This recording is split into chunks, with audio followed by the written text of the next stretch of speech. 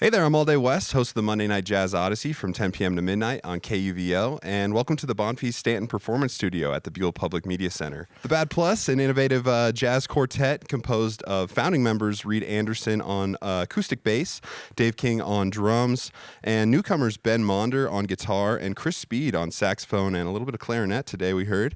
On November of last year, the band released their 16th studio album, Complex Emotions, through Mac Avenue Records. This album marks their second release with the current quartet lineup and showcases their continued evolution in blending jazz with other genres. In support of the album rollout, the Bad Plus has embarked on a tour that includes performances across multiple cities in the U.S. and Europe. And we're lucky enough they scheduled 4 shows at Dazzle here in Denver and decided to swing by KUVO Studios for a visit. How's it going, guys? Great. You guys, these newcomers to the music, Yeah.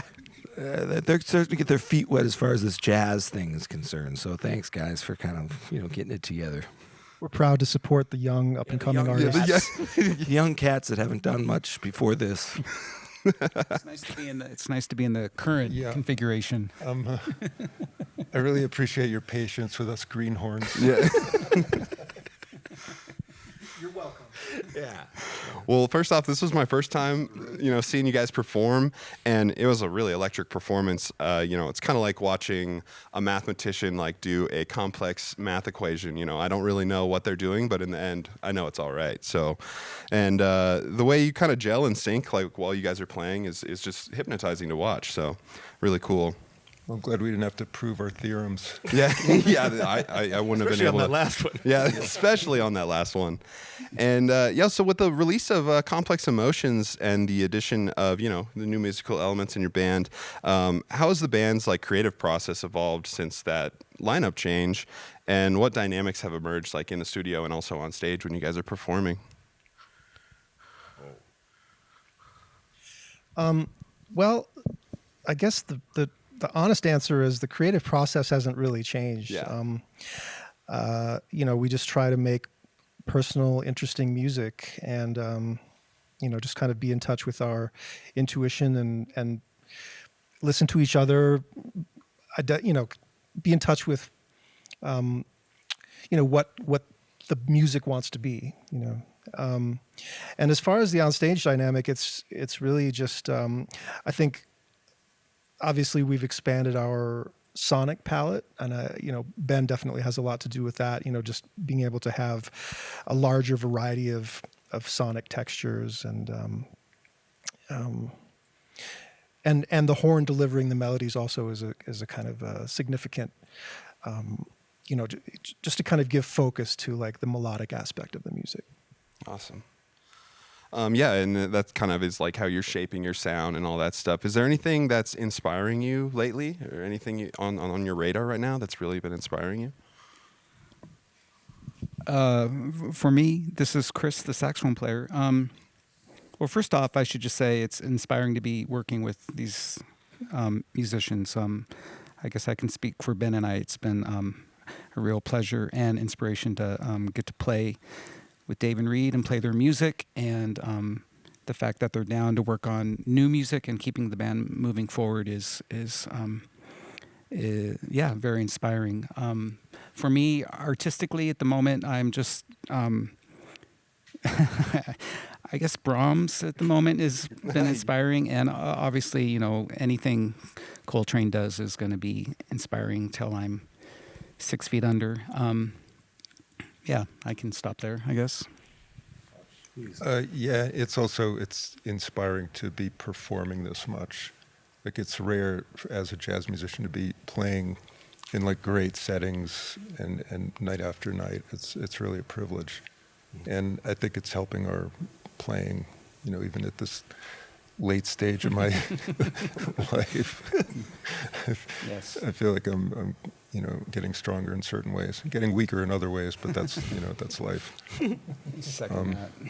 Yeah, as far as what's inspiring me, I'm, a big music listener, probably mostly classical music, so I'm just kind of on a Shostakovich kick right now, but I go from, one thing to another. That's really interesting, yeah. I just add that we, just being able to play as much, like Ben said, our goal has always been to blend together. I mean, we play sort of, probably noticed, like more like a group. It's less like, individual solos that go on and on and on. And, it's more like if we do that, it's usually get in, get out kind of quickly, because we like to kind of like improvise together. And I think that demands a certain awareness of your dynamic and awareness of your blendability. And I think that's one of the cool things is over the last few years of jumping in together, that's been the goal. And I think it just gets better all the time from my perspective. We just keep getting more and more like what we set out to do, which is to be that band, that band music, that group music element. So, and we consider that kind of a unique part of what we do. Even though, of course, everybody in the world of the music plays together, but just kind of the way that we order the rotations and the sort of roles in the band, and it's really fun that Ben and Chris have we've all committed to like blending it together and making this sound and this new sound, but also it contains the DNA of the sort of beginnings as well. That's awesome. Yeah, because I noted on your website, talks about how the music is played with spirit and adventure. You make your own rules and do so with a bold sense of creativity and intent. And I think it's interesting, like, talk about that meeting point there between creativity and intent, and like how those two can be powerful together. Whoa. Too early for that question. Yeah. That's a hardball question. No, we got to go. Well, I guess, what we want to do, I think, on a fundamental level is we want to have clarity. We want to have a vision of what the music really is. Like, even though, what we play can like you were describing it, there's an abstract element sometimes, but it's always rooted in a clarity that exists from the initial composition. It's that classic freedom within what do they say, limits, or yeah. And I think that if you have the intention, if it's understood that what you're trying to do is to make something that's interesting and personal, I think those things combine. I think that's an important combination of mindset. Yeah, the personal touch to your music is really standout. And, the band has a long history of reimagining pop and rock songs in a fierce avant-garde context. So on the new album, Complex Emotions, is it more focused on original composition? Well, that's a very erroneous statement, actually. Okay. That we haven't played any interpretations of other music in well over a decade at least. But we sort of, how about this? When we were first doing that, it was always just a part of an exploration of something we could do. It's always been a predominantly original music band. And if you look at the early records, it's 75 to 80% original music always. The focus that went there, press-wise and everything, we appreciated that we were doing something we thought was different with that kind of text. You're taking a pop tune, or electronic music tune, classical music, a standard, whatever we were doing.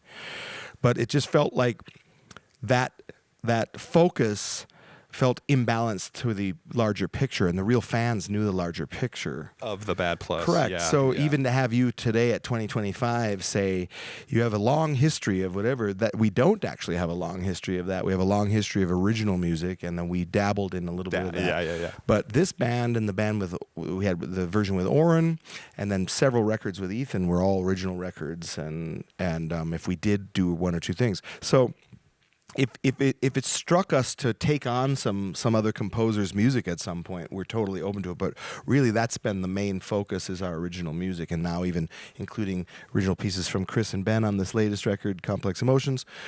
Hopefully, the next record will continue everybody bringing in music just like we always did. So I don't foresee us taking on any rock and pop, but if we did, I would like to play Don't Fear the Reaper because I've always thought, in all seriousness, that riff is amazing, and that we could take it someplace with Ben.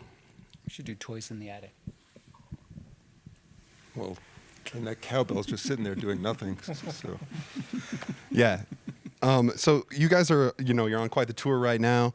You're playing 4 shows in Denver, and then you're jumping around the West Coast a bit, and then you're going to head over to Europe, play all over there, and then you come back and you got shows at the Blue Note in New York.